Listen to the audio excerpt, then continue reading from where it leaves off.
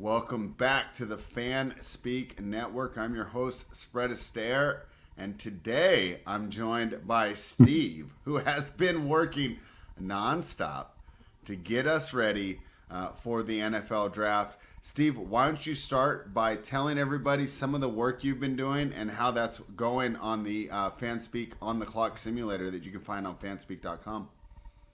Yeah, so we run the probably the longest running and um, most I'd say liked on the clock mock draft simulator, where we allow you to take control of one team. You have the premium version. You can make some trades, including trading players, active NFL players, not just draft picks. And yeah, it allows you to be the GM. And our concept has always been find plausible scenarios. So we don't want it showing where, Bo Nix is going number one overall or anything like that.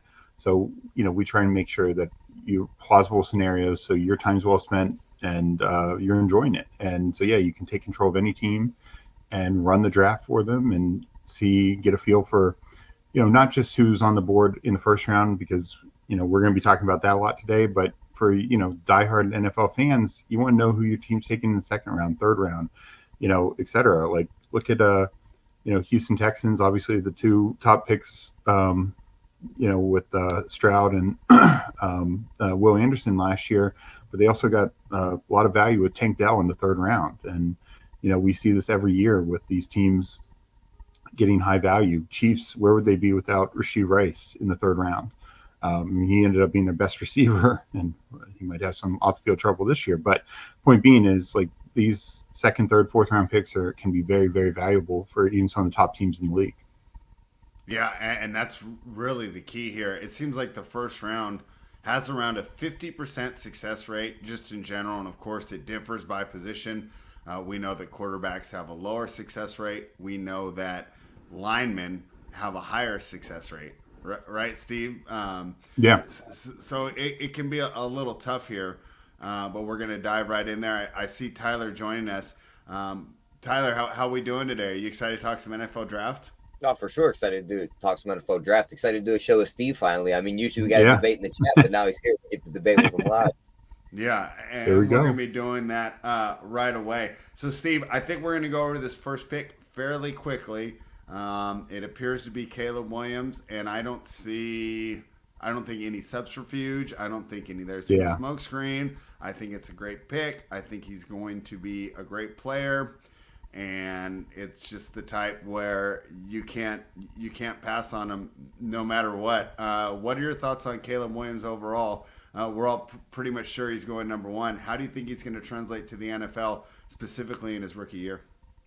Yeah, no, I mean, I definitely think, like you said, there's no subterfuge here. This is Caleb Williams. I don't think there's any question unless something crazy comes out right before the draft. But outside of that, yeah, it's Caleb Williams, and he should be the number one pick.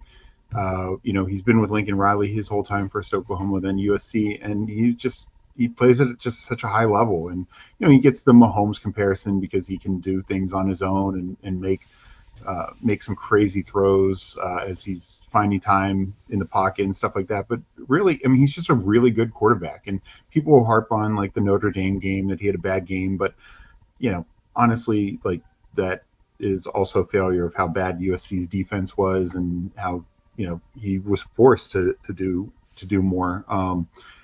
He can do it all. He can make every throw. He's athletic enough. He's not going to be Lamar Jackson athleticism, but he can do anything you want in a modern NFL quarterback right now. And yeah, in 2-3 years time, could be, a top 5 quarterback in the league. And as for, just one thing, I will commend the Bears for, obviously last year getting DJ Moore, this year getting Keenan Allen. You have Cole Kmet. He's bouncing back from injury. They also got a running back in DeAndre Swift. So he's got weapons around him. So that's really good for his, rookie projection as well, unlike last year with Bryce Young. And not to mention they're going to add another top player at number 9, and we'll get into that in just a little bit. Tyler, I know you're not as excited about Caleb Williams as I am. What are some of your concerns for Caleb translating into the NFL, Tyler? I mean, I'm just worried that some of these 50-50 balls that he throws in college they're fun to watch. They're highlight plays, but I mean, what if they all turn into interceptions? What if he's just like another Josh Allen kind of player?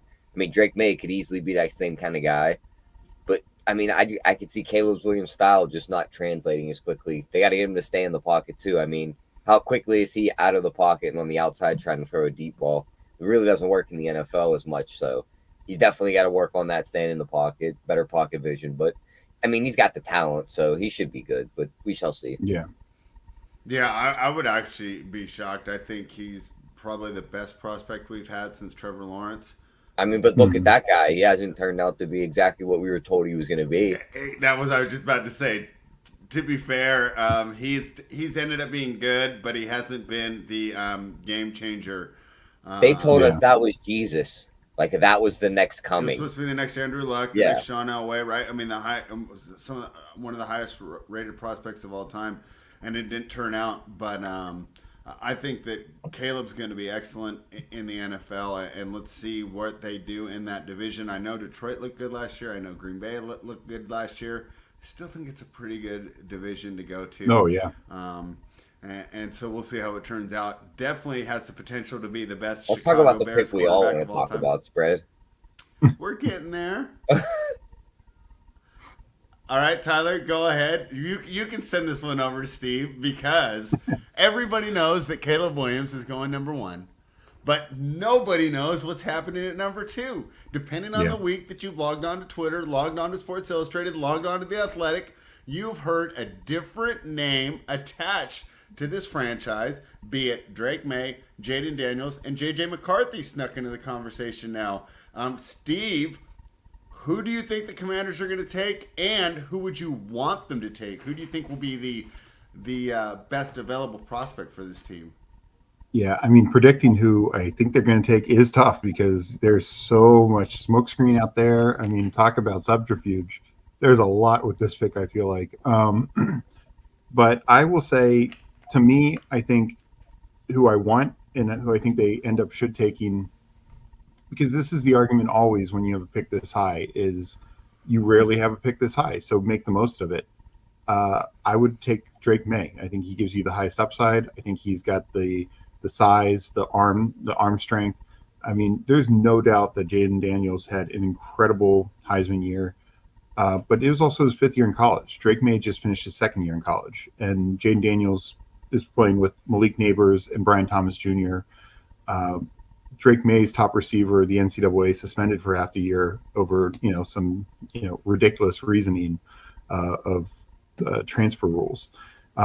His other receivers had graduated, gone on, including Josh Downs, who's with the Colts, and he also lost his offensive coordinator. So, I think you just look at it from a perspective of where would Jaden Daniels, where would, and we can go on to guys like Michael Penix or Bo Nix, where would they have been drafted after their 2nd year of college ball? They were nowhere near the top 2 conversation.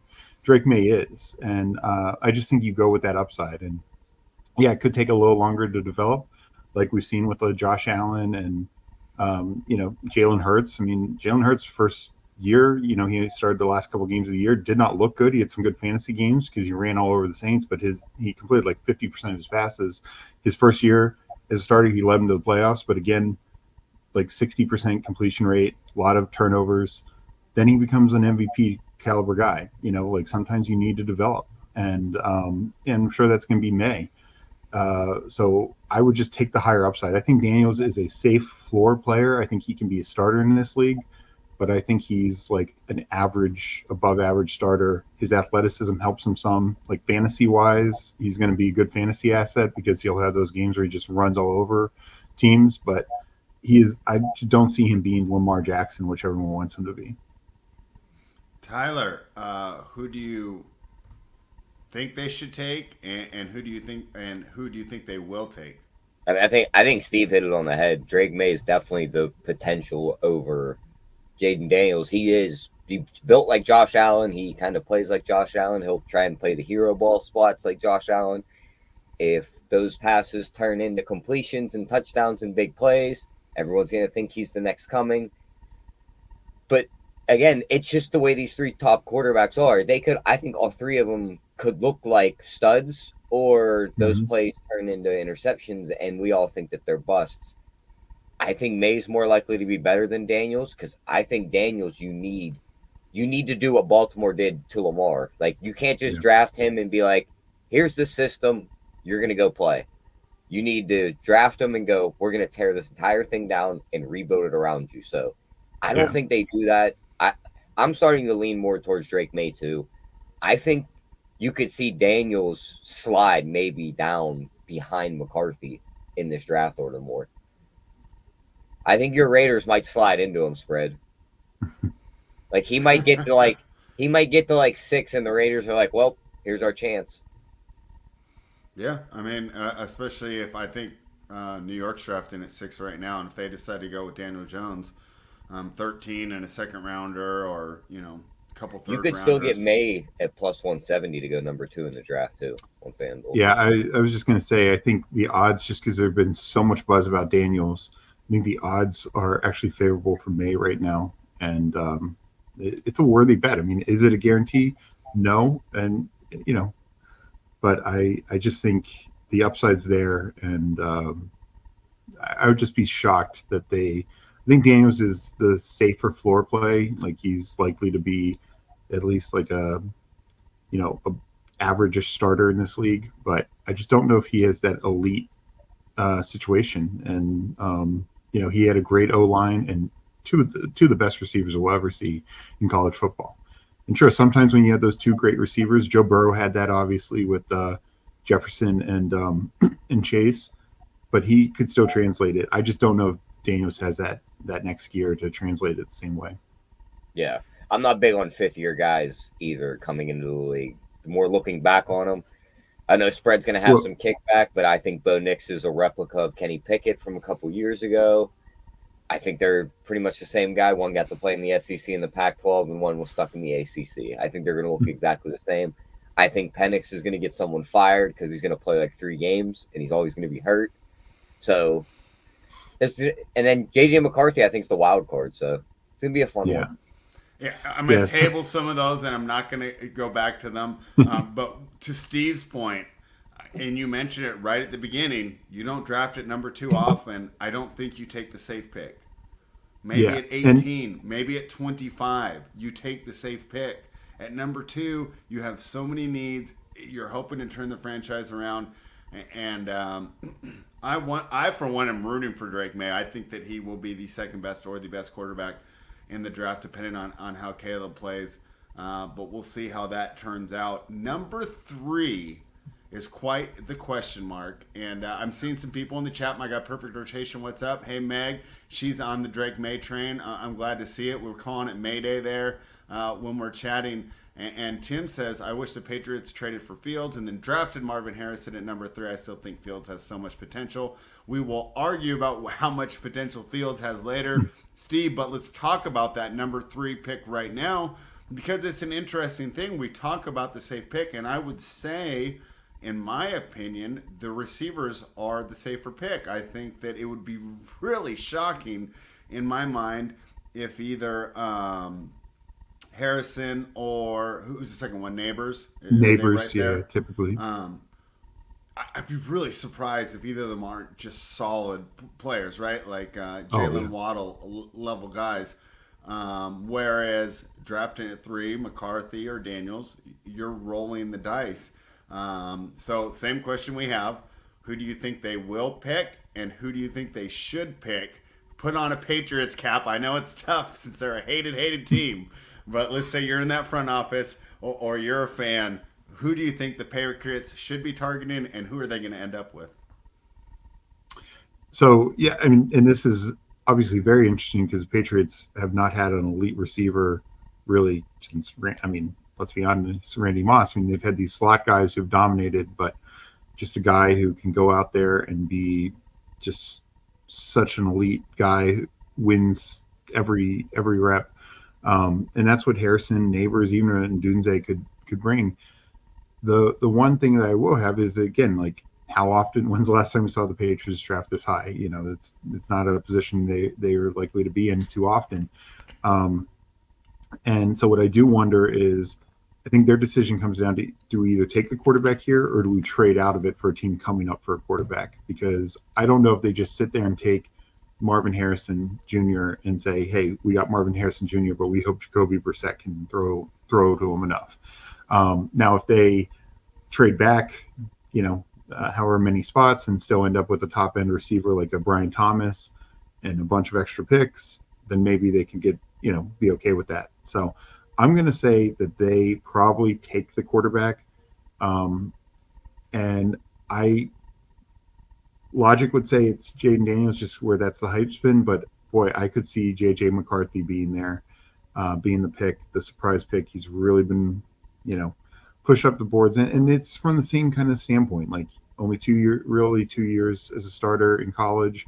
Obviously didn't have to do a lot as part of that national championship team throwing the ball, but he has the tools, he has the upside.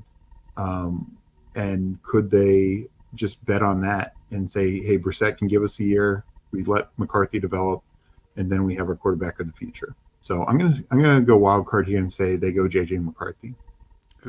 Or you think they will take McCarthy? Yeah, I think the Patriots, they had a lot of success with the Michigan quarterback before. I think they go back to that one. Good point. Who do you think will be better? I think Jaden Daniels will be much better. I think this McCarthy. Jaden Daniels is definitely way safer, and McCarthy could be out of this league in 3 years. I mean, that's the kind of like wide range that you're talking about here. What's McCarthy's ceiling? What's his comp? Like Alex Smith? Am I underrating him? I think his ceiling is probably a little better than that. Like Kirk Cousins-esque, a little more mobile Kirk Cousins, kind of like the cross between Alex Smith and Kirk Cousins. But I mean, even Kirk Cousins obviously is a 4th-round pick, but it took him years. His first couple of years, he got some cracks at it because Washington was so bad, and it took him a couple of years to develop. And he was a 5th-year senior. He was a redshirt senior. So yeah, I he had started 3 years at Michigan State. But the point being is McCarthy I think is very, very raw. You're not going to be able to start him this year with any like hopes, maybe at the end of the season type thing, but not like a significant portion of the season. But it's a bet on upside, is what I think. I personally would probably take Jaden Daniels just from a safety standpoint, but what you were asking what I think they do, I think it's McCarthy. Okay, and that might be a bet too. Now, Tyler, I don't have number 3 overall on either of my offshore books. What would you have McCarthy? He's got to be at least plus 200, right, on your book if you were to bet. He's 4-1 on FanDuel. Yeah, I mean that might be worth a shot there. If Steve thinks it's a good shot, Tyler, I'm going to ask you the same. Well, I'll play the hypothetical here because I think Steve did very well with the who we think we should take, who they will take. Let's talk about maybe a trade here because I see we talked about trading down. Yeah. What would be the trades here we could think of? There's a 22-1 on the board in this spot that I think makes sense. You go look at Chicago's depth chart. Yeah, they traded for DJ Moore last year. They picked up Keenan Allen this year. But the guys behind them, oh my God, are they bad. Tyler Scott, Pettis, Velus Jones Jr., Colin Johnson. Yeah. Like, who are these people? They can't trade 9 and a next year's first and take Caleb and Marvin Harrison in the first 3 picks and go, all right, our offense is loaded. Let's just worry about the defense later. So at 22-1, I don't hate that because I think that trade is definitely doable. The Patriots could get an extra first-round pick and maybe another pick in this draft and then pick at 9, or trade back to 9 and then move up to 6 if they really want McCarthy. Maybe they aren't as high on these quarterbacks as everyone thinks they are. I mean, it's the Patriots we're talking about too. So who knows what's going on up there. So I think that's a trade you could see happen. Yeah, Steve, I think that's another interesting question. We know Gerard Mayo takes over, and I don't want to say disciple is the right word, right? But definitely played under Belichick, and they have some differences. But you got to think a lot of the same things that Belichick believed he's got to believe too, because he followed those principles and led him to all the success he's had. What do you expect as Mayo from a coach, and how are you kind of assessing this new front office? Should we just kind of think it's going to be business as usual and it's just a different guy, or do you think this is going to be a radical change in the way they do things? I doubt it's a radical change. I mean, there's definitely going to be a change when you lose, the influence of somebody like Belichick. But I think there will be some similar principles. I think they're going to want to be strong on defense, run the ball. That's work that's kept them competitive, even with some of these really bad quarterbacks these last few years. So yeah, I mean, but I think they know we can't be in this league. And I mean, even the Jets are dunking on us with guys like Garrett Wilson and Brees Hall. We just don't have the horses. We don't have the weapons. And I mean, Zach Wilson's beating us in games because they have guys like that. So they definitely need to step up their offensive talent profile for sure. So yeah, that's why I do see a trade back. Another one, I'm sure the odds aren't as great, but everyone knows they want to likely move up. The Vikings, they got an extra first round pick for a reason this year. I could absolutely see them trying to be like, hey, we will jump up and take a quarterback here, Daniels or McCarthy. Not sure who they'd be more into, but I think the Vikings are in the mix. I know you talked about the Raiders maybe being team to trade up. Denver, who's Denver's quarterback going to be? They're playing Russ to win games in Pittsburgh this year. 38 million against the cap or whatever his cap hit is on Denver's books. So it's not like they could have signed anyone. So yeah, I could see them making a trade up. So I absolutely think trade up is well in play here. And I would, if I could bet on it, I would take a couple shots on a couple of those different trades. I mean, the Bears one is absolutely a dream scenario, like Tyler was saying, like getting the top receiver and the top quarterback. That's a good way to fix your offense for Chicago. My only reason I think they might not trade there is I think you get a pretty damn good receiver even at number 9. Yeah, without giving up more capital, but or maybe just a few slots up to get neighbors or something like that. Yeah. So let's talk about the number 4 overall pick. I think this is where it gets fun. And of course, this is the Arizona Cardinals. Now, they probably won't take a quarterback. I mean, anything can happen.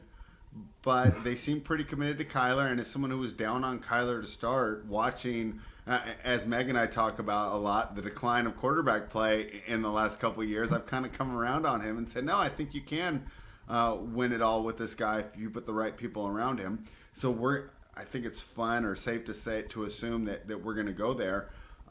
So we look at who's going to be drafted at number 4 overall. I'm going off Bet Online right now. They have Marvin Harrison at minus 190. Malik Neighbors 18-1. That one kind of jumped out to me. I'm reading a lot of people like him just as much as Harrison, and of course, if we're just everything was even and you just want me to make a prediction, I would predict Harrison. That seems like the price is a little bit too high.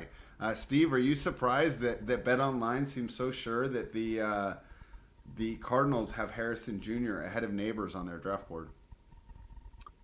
So yeah, I mean, I think it's just been speculated this entire time. The first non-quarterback pick is going to be Marvin Harrison Jr. And so I think that's baked in. But I agree with you. Like, we've seen this before. If you're getting something like 18-1 or something like that, it's worth. I wouldn't break the bank on it, but it would be worth putting a little bet on it because you're getting paid off. And the thing is, like, Neighbors is in most years would be the number 1 receiver taken, and honestly, so would Rome Odunze. I mean, these guys probably would have both been taken above Garrett Wilson a couple of years ago as the top receiver in the draft. Drake London and Garrett Wilson, who were kind of the 2 guys that year, and I think Odunze and Neighbors are definitely better than that. So Neighbors is probably the one who would jump Harrison Jr., but yeah, I mean, I don't mind taking a little shot on that. I think, likely it's going to be Harrison Jr. Yeah, I mean, he's got the pedigree, did for multiple years at Ohio State. And just even with really bad quarterback play this past year, obviously his first year, was with CJ Stroud. This past year, he did not have CJ Stroud, and he still dominated. So, I think Harrison's an excellent receiver, but Neighbors is extremely, extremely talented as well. And yeah, if the right team falls in love with him, they'll put them ahead of them on the board. We see it all the time. And with all this talk about quarterbacks, Arizona's kind of just flying under the radar here, and they could easily be targeting someone else, and wouldn't necessarily make news.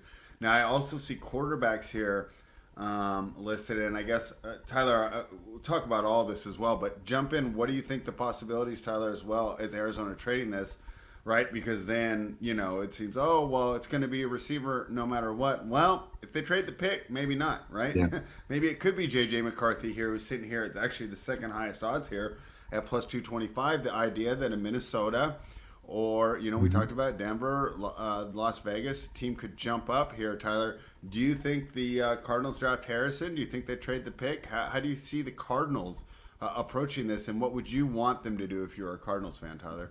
I think if the board looks like it does on most mock drafts where it's the 3 quarterbacks off the board first, he's almost a lock to go fourth. Harrison? He's been working out with Kyler Murray. Kyler Murray said he wants him. Yeah. Like, those two have been known to be with each other this entire offseason. Like, I think he kind of handpicked them. The organization said, go get your wide receiver 1. He said that's who it is. I think if he's on the board, that is the pick. But if something happens at pick 3, that's when you don't know if they just go at 4, if Harrison goes to 3, if they go, all right, well, we'll just take Neighbors at 4, or if they go, all right, well, now take phone calls and let's back up to say 7 or 8, and then we'll try and get Romaduzzi or Neighbors. So I don't hate betting the Neighbors at 18-1. I see 20-1. I think McCarthy's the obvious one at 4-1, but I would bet that on top of that. I only have plus 225 for McCarthy there. I wouldn't go betting any of these different guys at that 4 slot without having the Harrison 22-1 in my pocket for 3, because that's going to trigger everything. And what does Minnesota have to deal? They have 23 and 11 to move up with. Yeah. Somewhere like that. They have the Browns first round pick. I believe that is 23. Yeah, 23. Yeah. I mean, it's a pretty good haul. You get a nice lineman and a nice receiver. Right? Absolutely. Sorry, Kyler. I know this is your buddy, but we need to get some blocking. Well, that's just if his buddy is not on the board. If his buddy's on the board, he is 100% going fourth, I think. Okay, so Tyler thinks Harrison's going to the Cardinals, and that might be one of those ones. Even fits in. It's like Larry Fitzgerald all over again to me. The way that he plays, Steve, right? Whether he's not this elite athlete, but everything else, ball skills, route running. He's just open. Yeah. I mean, he's such a smooth route runner. Catches everything thrown his way. He's got even better size than his dad did. Stat's a Hall of Famer. There's not much to think about there. Dominated at a high level in big games, I think this is a fun one with the Los Angeles Chargers picking number 5. When I'm looking now, I got Harrison Jr. at plus 250 to go at number 5. Neighbors is only plus 325 here. Probably the idea that Harrison Jr. might likely be off the board. Joe Alt jumping out to me, Steve, at plus 400. And my idea here is, although everybody, especially, this is a fantasy-based network here at FanSpeak, and we do a lot of fantasy content. And I know all the fantasy players are going to talk about Herbert not having weapons, and fair enough. However, just being a NorCal guy, I've seen him at Stanford. I've seen him at San Francisco. Harbaugh doesn't think like a quarterback. Guy thinks like a defensive coordinator. He wants to win at the line of scrimmage on both sides of the ball. If I were to place a bet here, right, the proverbial $100, I'm taking Joe Alt at 4-1 to go number 5, and just assuming. Look at some of these receivers that are mocked in the second round. They could do fine. They could do fine with the second and third round pick, and you could potentially have the best offensive lineman in the draft here. But Neighbors plus 325, Alt plus 400. Those are the only ones I would really consider, assuming Los Angeles has the pick. If they trade it, of course, now the J.J. McCarthy at plus 375 becomes viable.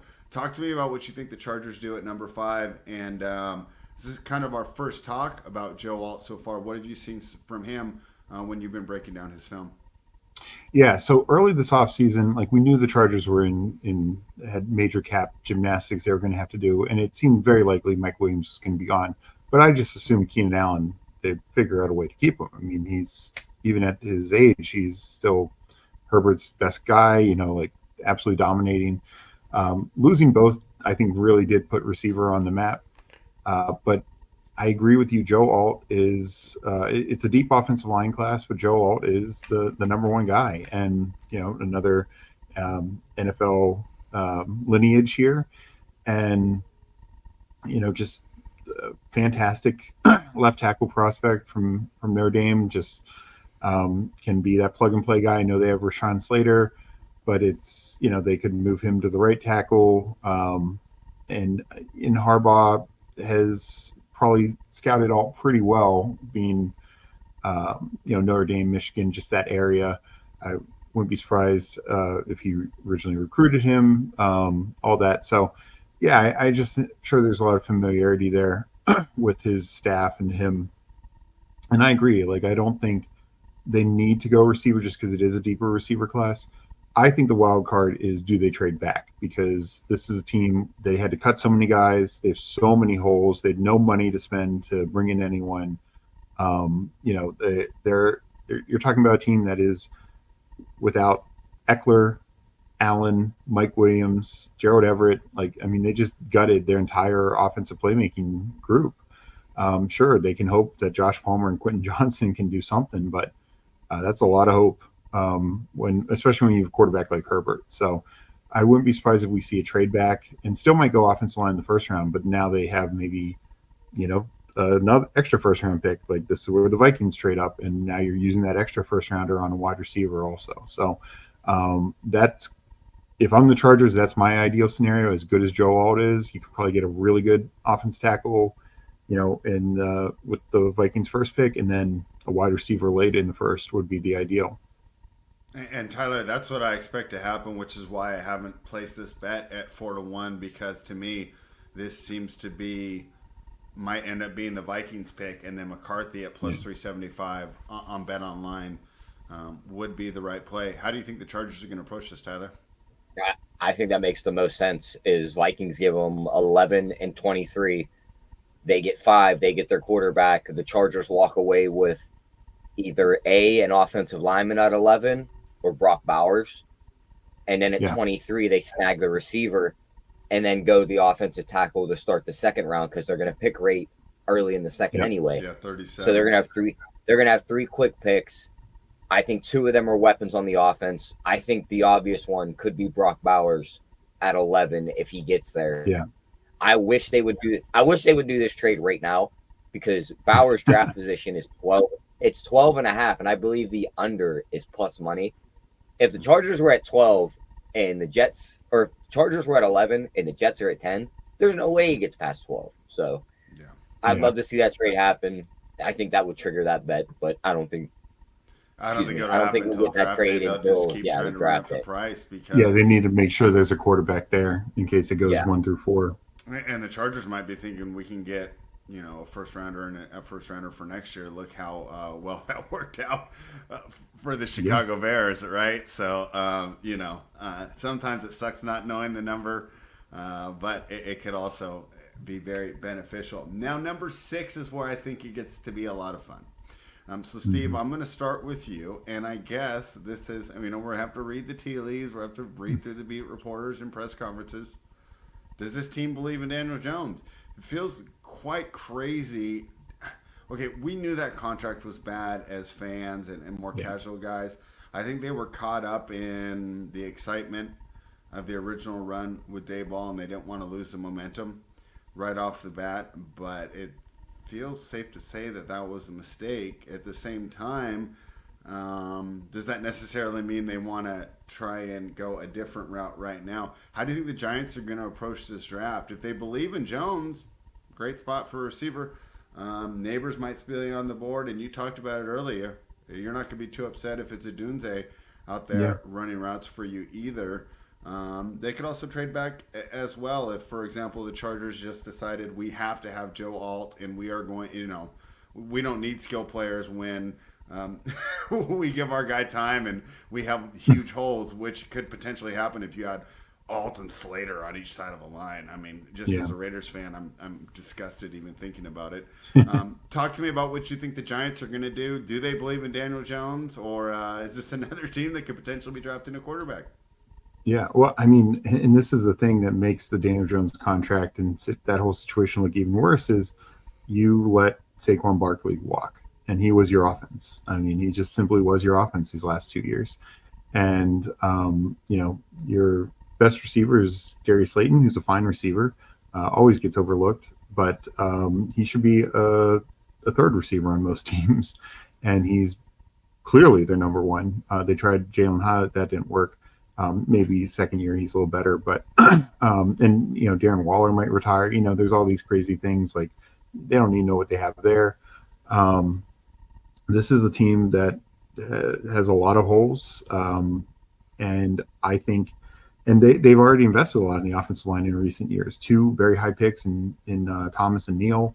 So it's like, would they take a Joe Alt if Joe Alt's on the I would board? Say think the they would have Chargers. to if he's there, and I they think don't they have to, trade. but it's like they've invested so many picks on the offensive I line. don't mean to cut But you yeah, off, Steve, but like if you look at their depth chart on the offensive line, oh my God, is it bad? Yeah, yeah. that's why I say I think you got to take Alt if he's there. I But just they've don't know they've if he gets invested past they Harbaugh. it's yeah, they've invested so much. It's like this would be their third top 10 pick on the O line in the last like 6 years. Yeah. That's a lot.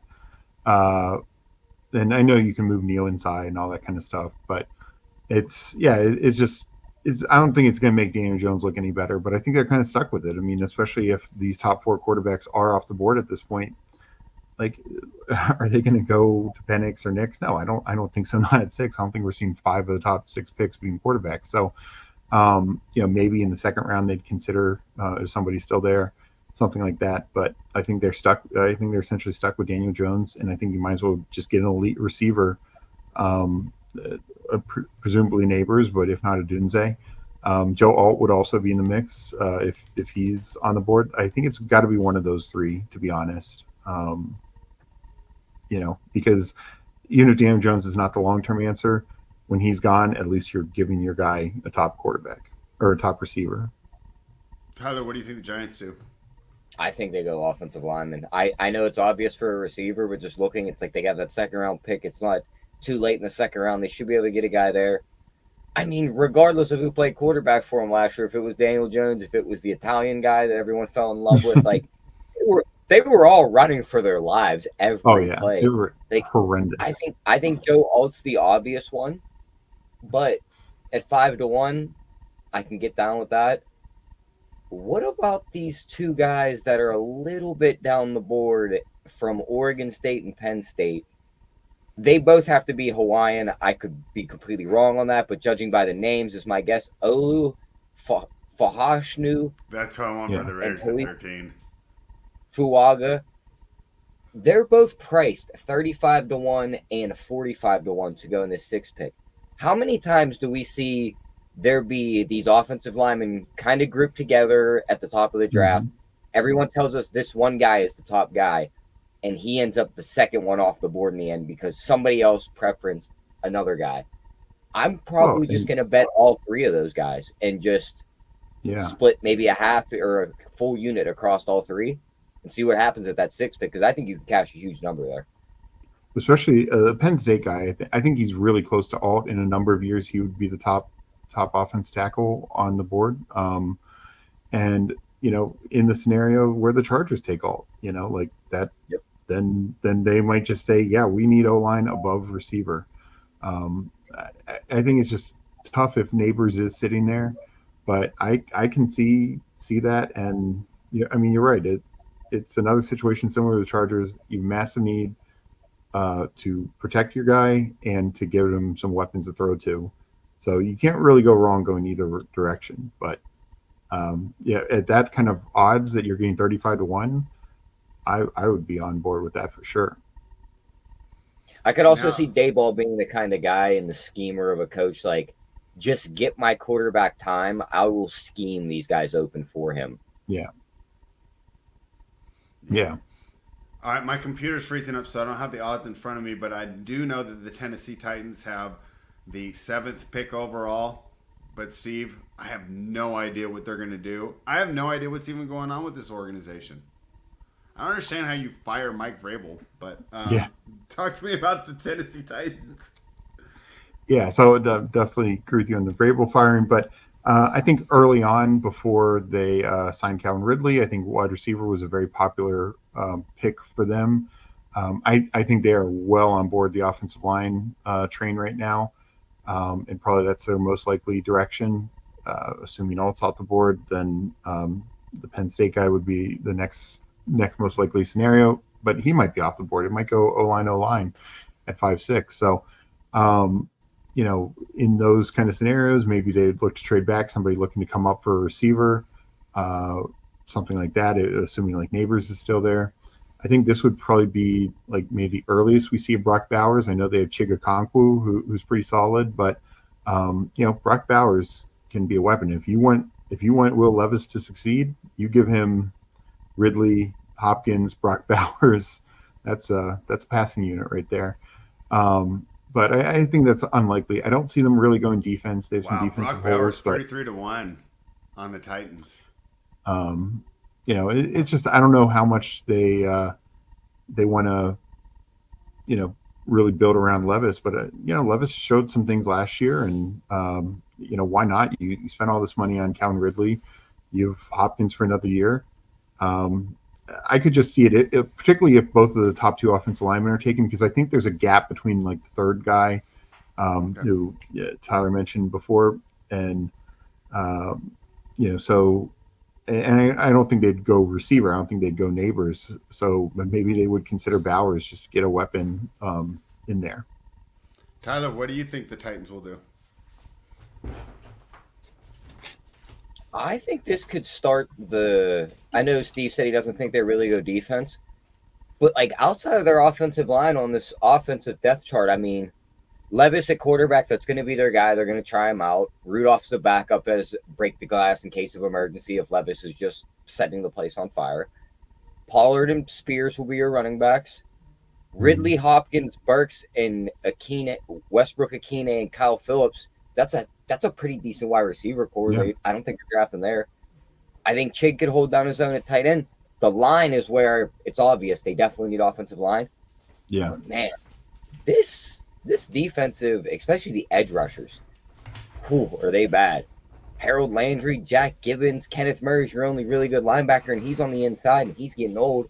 I think this could start the Dallas Turner talk right here. Like, best defensive player on the board. You sign Calvin Ridley. You kind of fix the offense a little bit. It's like, let's go get the best defensive player on the board and in the draft. He has a crazy wingspan. He'd be our set edge rusher. We lost Bud Dupree in the offseason. He wasn't the best edge rusher as it is, but you need somebody on that edge, and he's 29-1 to go there. He's 29-1 to go 7, and he's like minus 135 to go 8. Both teams. Yeah, I like those odds. I don't hate that. I do like those odds, and I would bet on those odds. I mean, I think they're most likely, if one of the top two offense tackles are there, I think they're just running that pick up to the podium. Then I think I wouldn't mind taking long shots on, like I mentioned, Bowers or Dallas Turner. Because, I mean, Turner is a top 10 talent, but I just have not gotten the sense that they're going defense. But it could be the board just dictates that if the top two O-line are off the board. Tyler, I'm going to jump out and jump back in, but talk to me about the Atlanta Falcons, and I'll be right back. Falcons are picking 8. Who do you think they're going to go with, Tyler? Yeah, I think this is the Dallas Turner pick if he's on the board. I mean, It's obvious Atlanta needs defense. They get Kirk Cousins in the offseason. They already have some offensive pieces there. They signed a wide receiver too, I believe Darnell Mooney, to go next to Drake London. They have Kyle Pitts at tight end. They really don't need to draft any offense. Their offensive line isn't bad either, so they don't need to go there. They need edge rushing. Yeah. I think this is the obvious Dallas Turner. He's plus 195 on FanDuel. Him to be a top 10 pick is even money. I might just load up my draft bets on Dallas Turner because I think this is his spot. I don't think he drops any farther. So I think this is pretty much his spot.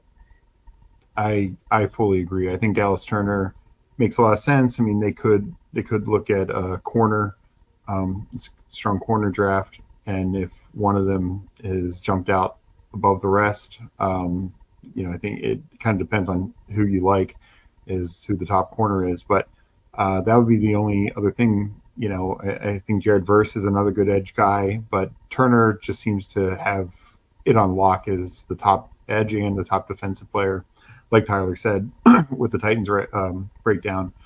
And that's exactly what the Falcons need. They spent all their money and assets in fixing this offense with Cousins and Mooney and trading for Rondell Moore. They have two running backs we know in Bijan and Algier. Add in Pitts and London to mix as well. I mean, that offense is ready to go.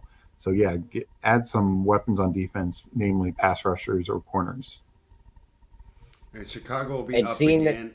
Oh, go ahead.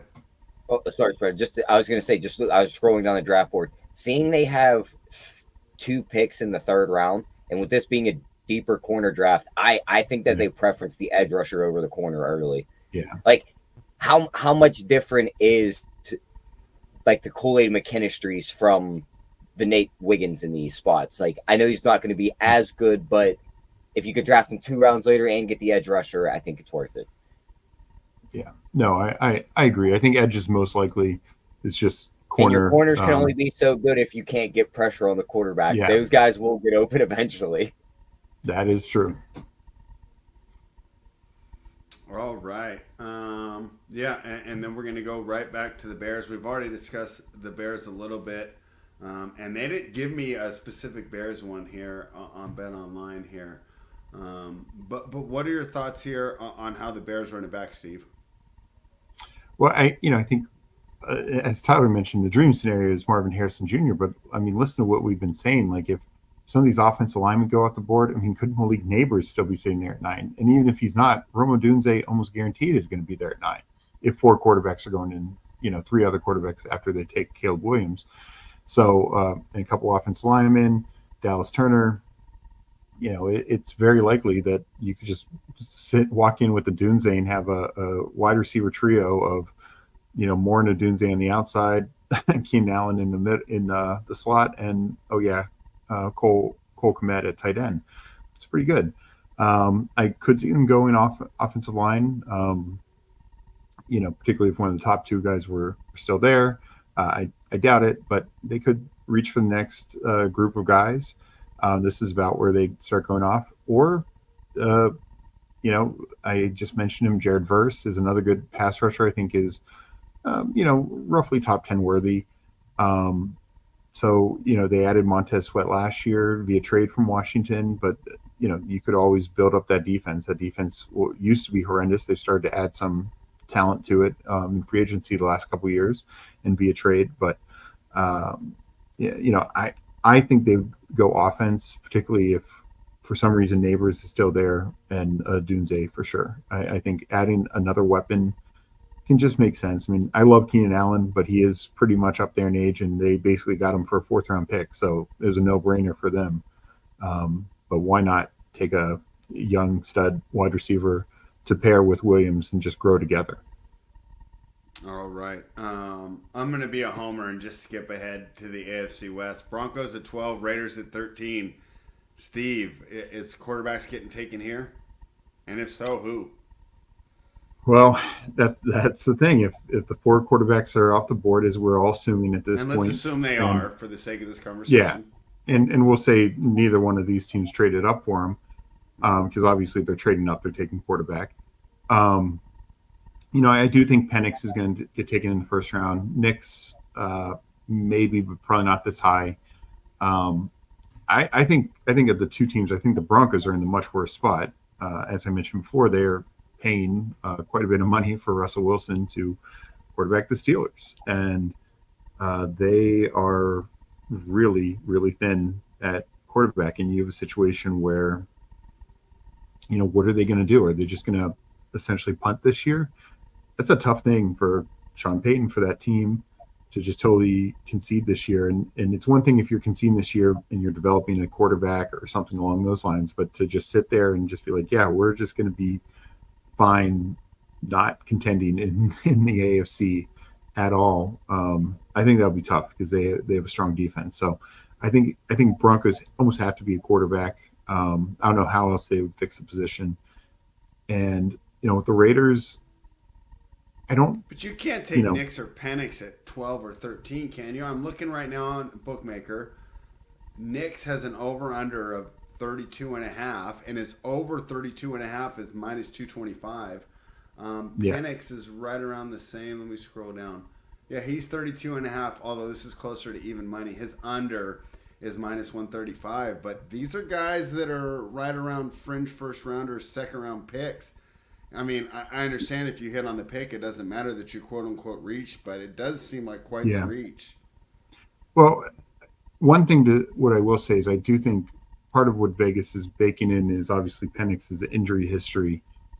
If he's passed all their physicals and that's all clear, we saw how he ran his 40 time. I mean, he's still fast. Yeah, just because he wasn't doing it at Washington doesn't mean he can't run. We know he's got the arm talent. Um, that's the one I could see. Knicks, I agree. Knicks, if he sneaks in the first round, it's the very end of the first round. Some team just kind of looking for that fifth year option.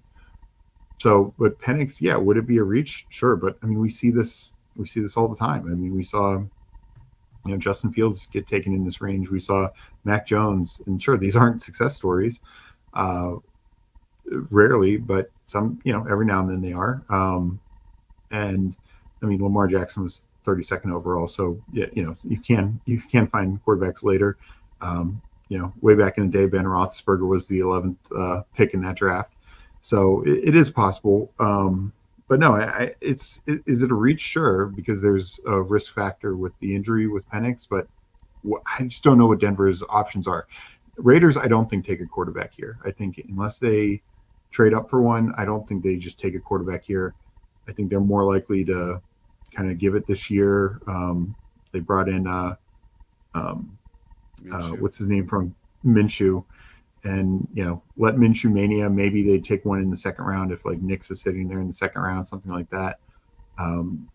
Because the other guys, the other quarterbacks like Spencer Rattler, Pratt, those types of guys, to me, those are backups. They're not gonna, I don't think they're gonna beat out Aiden O'Connell, much less Minshew for the starting quarterback role. So if I'm the Raiders, I probably look at potentially offensive line would probably be my number one look. And then, they've done a lot to build this defense, and they have some studs with Wilkins and Max Crosby. But I'd probably go corner. You're playing in a division with who knows who'll be throwing to, but you're playing in a division with Patrick Mahomes and Justin Herbert. I want some good corners. I want to shut down those receivers as long as possible and let Max Crosby get to the quarterback, because we know when he gets to the quarterback, he's incredible. He can dominate games. All right. Tyler, any thoughts about the Broncos or the Raiders? And then I'm going to go in, and I just want to get Steve's thoughts on some of these players that bookmakers listing, quick breakdown, and then we'll talk about where they're slated to go. Tyler, do you think either the Broncos or the Raiders take a quarterback? I think the Broncos pick is solely board dependent. If there is a guy there that they are in love with at 12, they take him.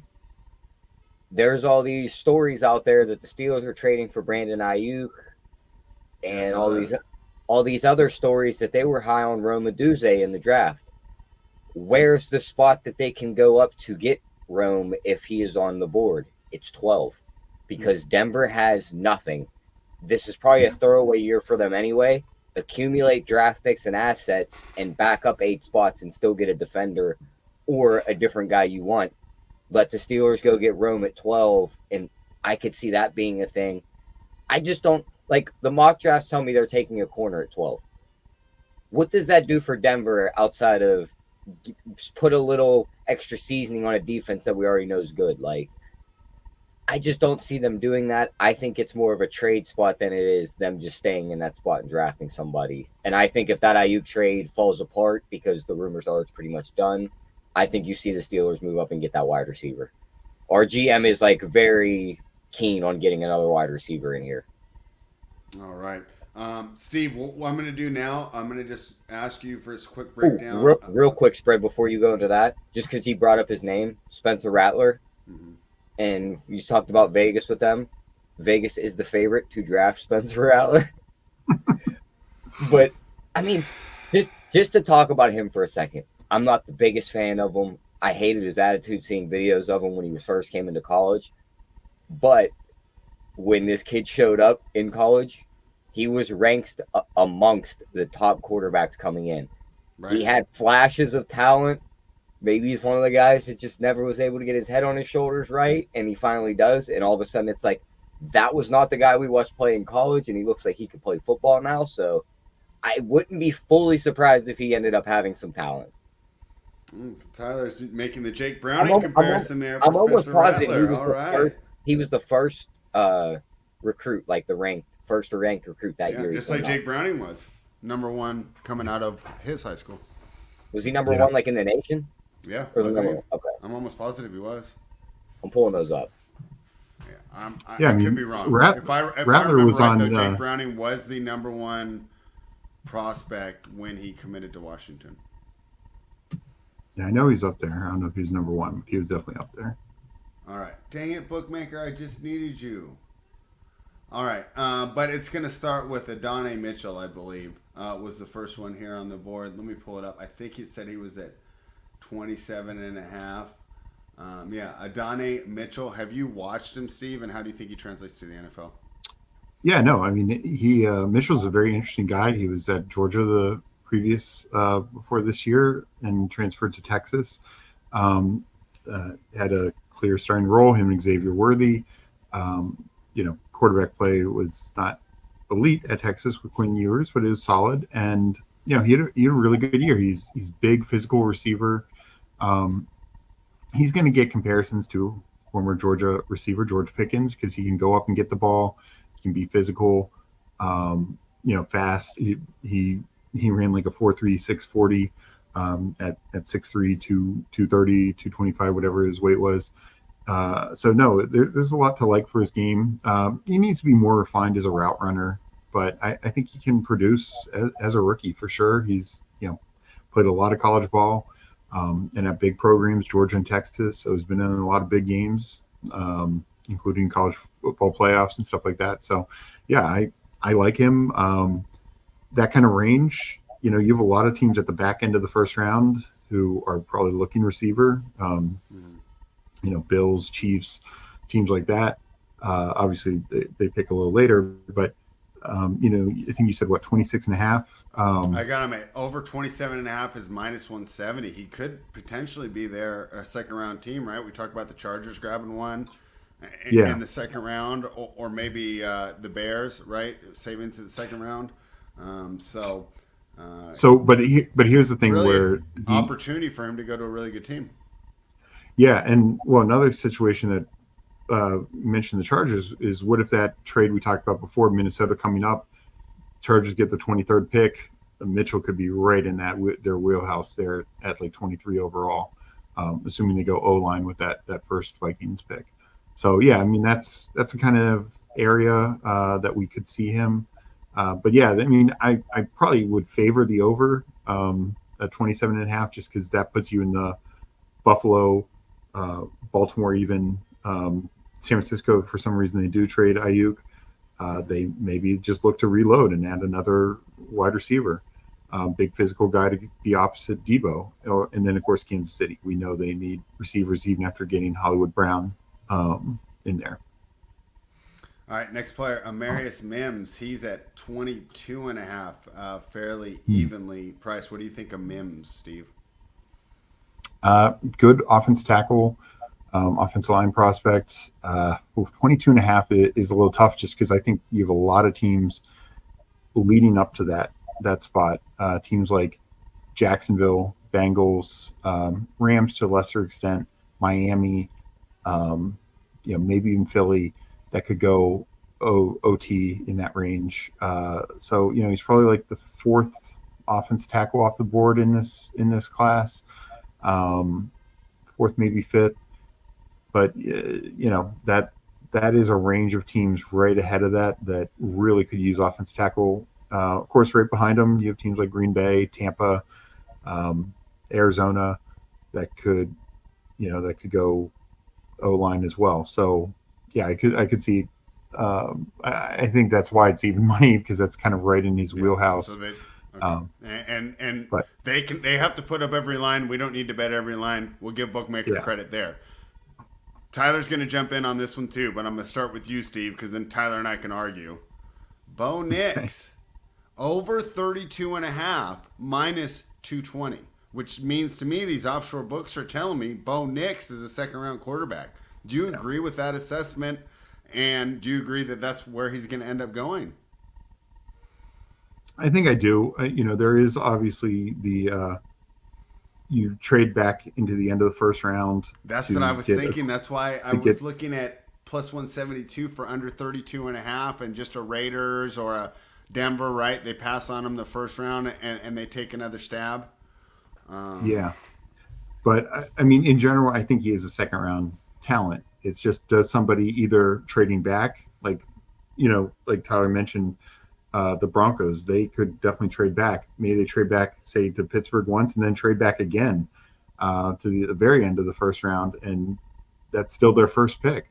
But it's Bo Nix. I could see that, because, like I said, they do not have a quarterback plan. Most of these other teams have some other quarterback plan in place. Denver's is not where I'd want to be.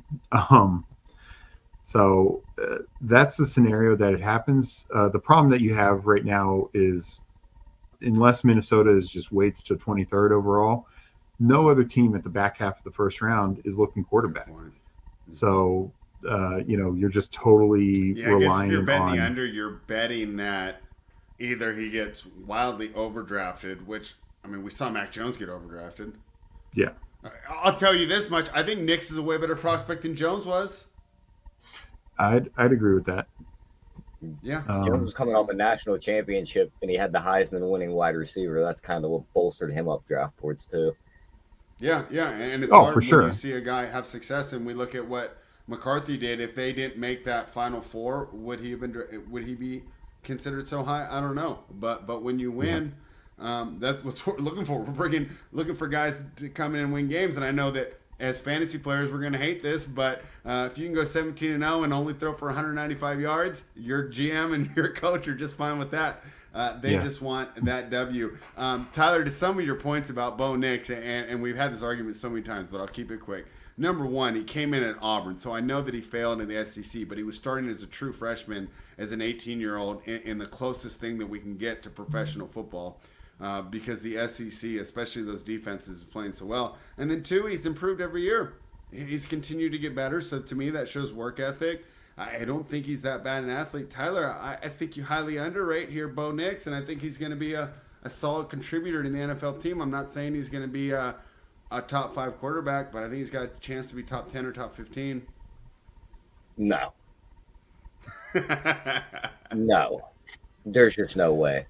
This dude stinks, Spread. Like, if somebody can make him a good quarterback, like, I'll eat my words. But like, there's nothing that this dude does that's impressive to me. Like, he dumped off to a bunch of Oregon guys that just ran away with the ball and got all his But yards most top for him. quarterback prospects are playing with elite But weapons. like, they at least, like, all right, let's just go down the board. Caleb Williams, he shows us flash plays of he could take over a Right, game. and I'm not saying he's Caleb Williams. Jaden Daniels could show us flash plays. He could take over a game. He could all of a sudden Jaden Daniels could run a 75-yard touchdown. It wouldn't really surprise anyone. Right, and obviously Jaden Daniels has so many Drake more May, physical the attributes. pocket collapses. Drake May escapes and throws a 50-yard touchdown. That's something maybe he could do. J.J. McCarthy puts together decent drive, gets down the field, just doesn't turn over the ball. That's stuff all these quarterbacks can do. Penix, I'm not high on him, but Penix starts throwing deep balls, and he looks like Mahomes through the air. Penix has the best deep ball of this draft. But I know Nick, Caleb's like, is great too, but what's he doing? Like, like he's gonna dump off to somebody and they're gonna run I mean away. that's Like, half the NFL though. I mean, beautiful plays are wonderful and highlights are wonderful, but a majority of the NFL is getting your guys in the right place, making the right reads, and delivering it to your playmakers. And if it happens to be a 5 to 7 yard dump off, He then couldn't that's the way succeed it goes. in Auburn, and he was a turnover He was machine. 18 years old. He played 4 years there. Okay. All right, we're not going to have this argument. Well, we will have this I'm argument just again, let but me not finish. anymore for I was today. going to say he failed there for 4 years. The SEC's defenses are going to be more like NFL defenses than the Pac-12's. He goes to the Pac-12 is Pac-12 pretty close. where the entire field opens up for him, and he could just spread the ball out, and these guys run away from each other, and the games are 55-54 at the end anyway, and he puts up stats. He's not going to be good. He's gonna be a solid player. Kenny Pickett all over again. No, he's not. Kenny Pickett's a terrible athlete. He played in a way worse division. You can't compare the ACC to this year's Pac-12, which was clearly the second best conference in football and was pretty close to the SEC. It sucks that they're disbanding it when we finally got good. But Kenny Pickett's a terrible comparison. He's 10 times better than Kenny Pickett. Kenny Pickett is a career backup. Bo Nix is going to be a solid starter, and we'll relitigate this around week 17. Brian Thomas Jr. is sitting here at 17.5, Steve. What's your breakdown here of Thomas? Because this guy, to me, if you're getting him in between 10 to 20, that seems like a steal. You get a guy that could potentially be really, really good there. And I think you've talked about it, and other receiver drafts would probably be the second wide receiver off the board. Oh, yeah. I mean, last year, I think Thomas goes ahead of any receiver taken. That's how good he is. He's another guy, 6'3", 220 pounds, can run, a 4.3, 4.40, can jump out of the building. A big beneficiary of Jaden Daniels.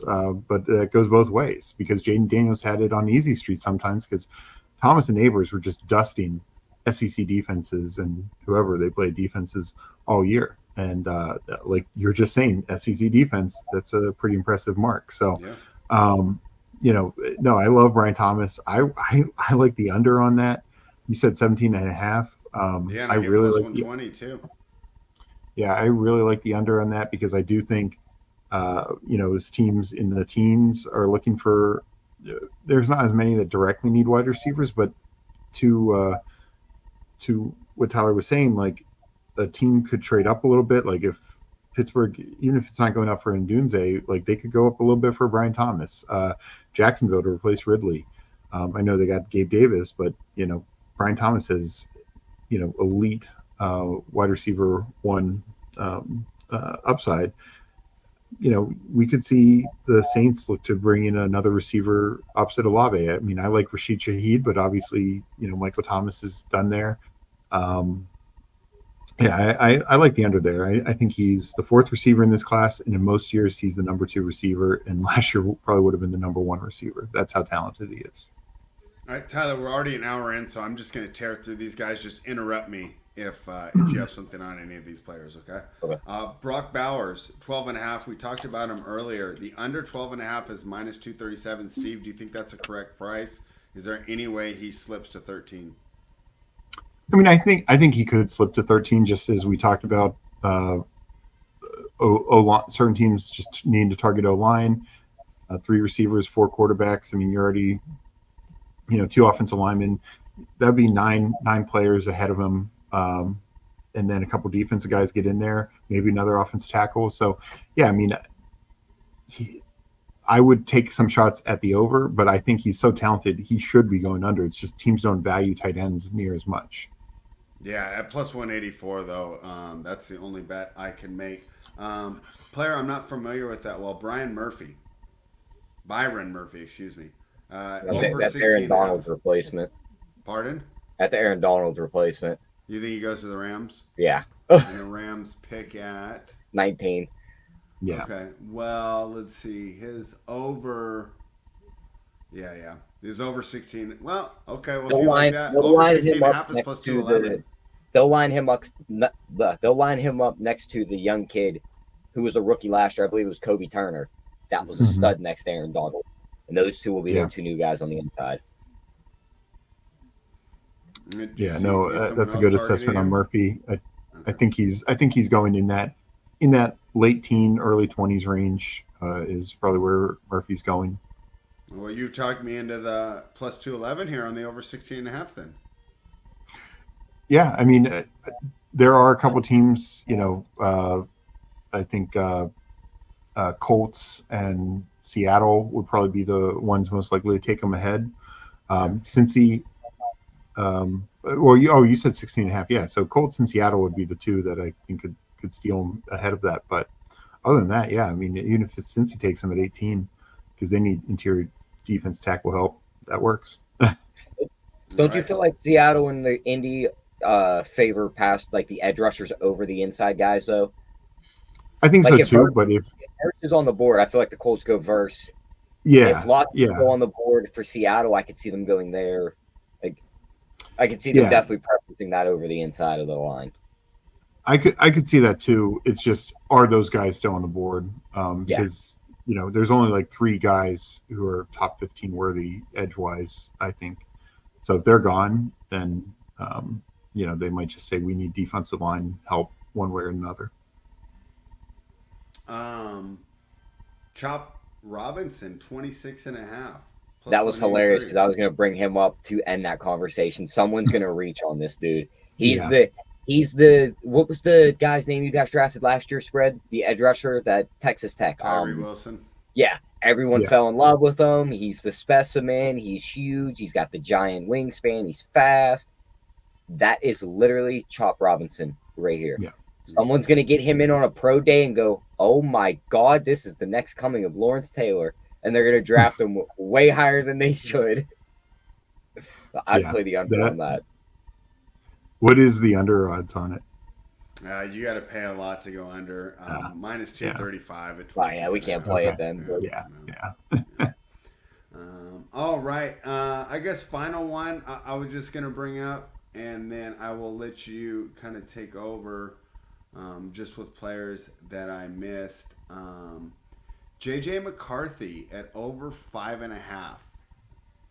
Under is minus 170. What would you bet there, Steve? The proverbial $100. I give you $100. You got to bet it. Would you take over or under 5.5?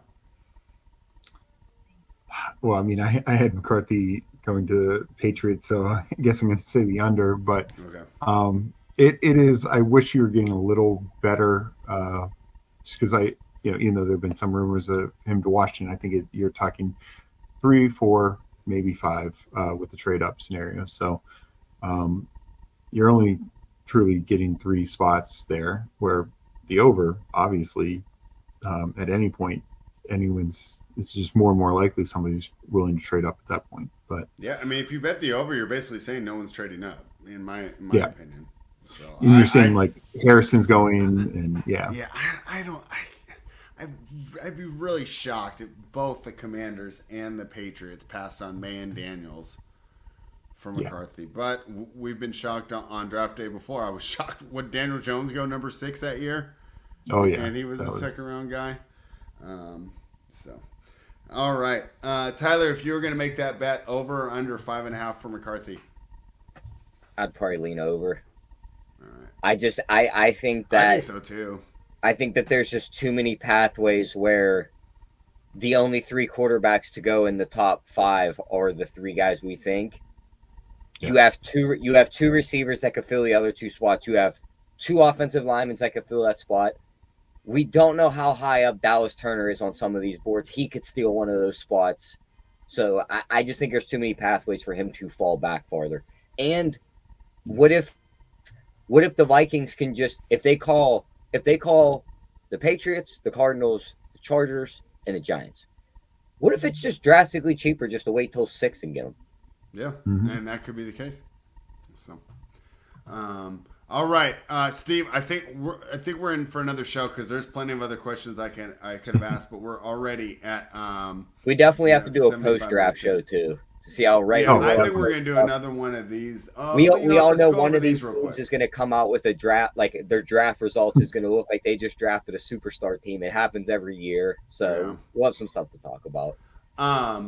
Steve, over under corners in the first round. I see under 5.5 is minus 400. So that got bet to the moon. Do you see a lot of corners going? Okay. I think a lot of corners, especially the back half of the first round. Total defensive linemen. Let's only do the ones that are close. Total defensive players selected in the first round. Over under 10.5. I'll say over. Yeah, I would think so too. Total offensive linemen in the first round, over under 9.5. That's wild. That is a high number, but this is a very deep offensive lineman group, and this is the thing. Like I think at the back half of the first round, you're going to be seeing all these playoff teams taking corners, offensive linemen, or wide receivers.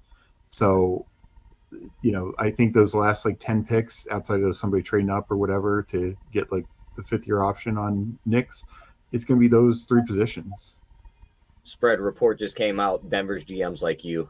He likes 7 to 8 quarterbacks in this draft. I mean, he's just saying that. I kind of was too. Good luck for Michael Pratt. I think this quarterback selected in the first round, if you bet this over 4.5, you're essentially betting that someone trades up, right?